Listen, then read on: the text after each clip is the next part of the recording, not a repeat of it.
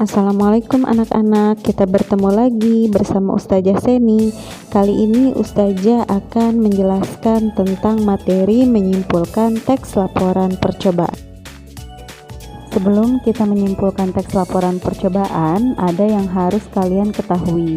Di isi teks laporan percobaan itu ada judul, kajian teori, alat dan bahan, prosedur atau cara kerja, hasil pengamatan, pembahasan, dan simpulan. Nah, Ustazah akan memberikan contoh tentang pertumbuhan dan perkembangan tumbuhan kacang hijau. Jadi di sini ceritanya kita meneliti tanaman kacang hijau yang terkena sinar matahari dan yang tidak terkena sinar matahari.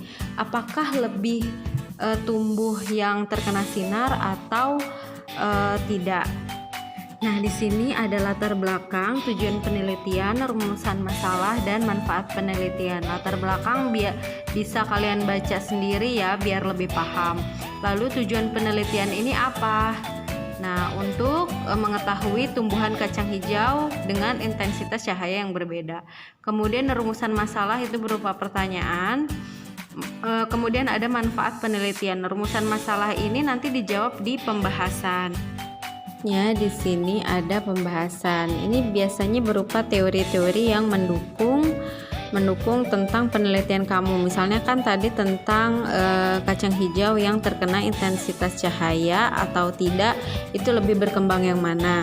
Nah, kita lihat apa sih teori-teori apa saja yang dapat mendukung penelitian kita. Nah, silahkan ditulis di sini ya. Boleh dibaca dulu oleh kalian.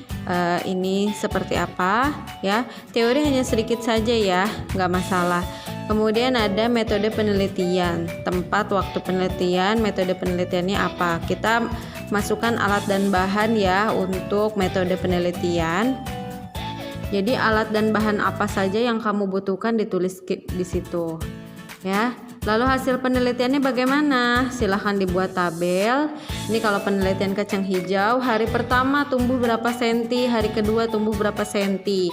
Nah, terlihat di sini hasilnya ternyata di tempat terang ini lebih banyak yang mati dan lebih pendek tinggi kecambahnya dibandingkan dengan tempat gelap. Tempat gelap itu ternyata umurnya lebih panjang, di hari ke-9 dan ke-10 baru mati.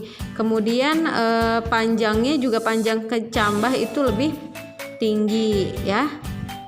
Jadi hasilnya adalah tauge itu lebih cepat tumbuh dengan intensitas cahaya yang rendah atau di tempat gelap. Nah, ini pembahasan hasilnya seperti itu ya. Selanjutnya ada penutup. Nah, di penutup ini kamu buat kesimpulan dan saran. Kesimpulan hasil dari penelitianmu dan sarannya apa untuk peneliti lain yang ingin melanjutkan pengamatanmu. Jadi untuk membuat kesimpulan itu bisa dari hasil penelitian kamu. Hasil penelitiannya apa? Kacang hijaunya bagaimana? Pertumbuhannya bagaimana? Nah, itu bisa dibuat kesimpulan. Kesimpulan tidak perlu banyak-banyak, 2 paragraf cukup.